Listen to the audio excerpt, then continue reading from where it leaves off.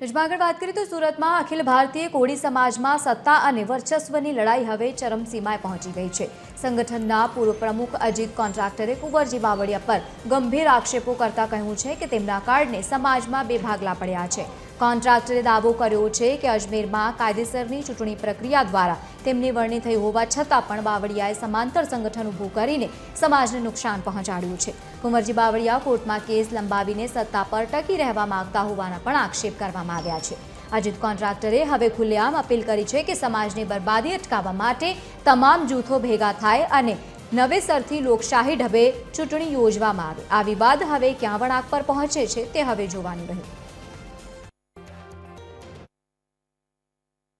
સમાજના આ અખિલ ભારતીય કોળી સમાજના સંગઠનમાં ક્યાંક દ્વિધા ઊભી કરવા માટેના કોઈ થોડા લોકો પ્રયત્ન કરી રહ્યા છે। સંગઠનના બંધારણની જોગવાઈ મુજબ જે કંઈ અત્યારે દિલ્હી કોર્ટમાં અને રજિસ્ટ્રાર કચેરીમાં ચાલી રહ્યું છે એનો જે નિર્ણય આવે ત્યાં સુધી આ સંગઠન એ જે છે એ સ્થિતિમાં કામ કરી રહ્યું છે।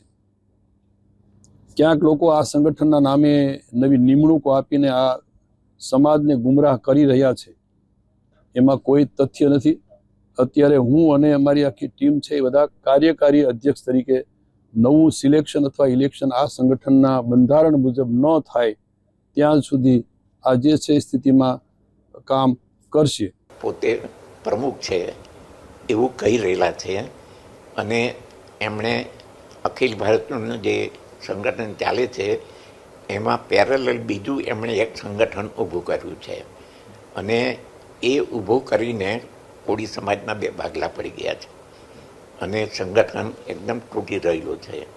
એટલે મારું તો એમને રિક્વેસ્ટ છે કે એ ભાગલા જે પડેલા છે એ બંનેને એક કરો, જોઈએ તો નવા પ્રમુખ બનાવો અને કોળી સમાજનું સંગઠન જે 50 વર્ષથી અમે જે કામ કરી રહ્યા છે સમાજની પાછળ એ અમારું સમાજમાં કામ કરેલું એડે નહીં જાય એને માટે આ સંગઠન એકદમ મજબૂત બને પાછું જેવું હતું તેવું એ કરવા માટેનું કામ બધાએ કોળી સમાજના કાર્ય કરવાની જરૂર છે।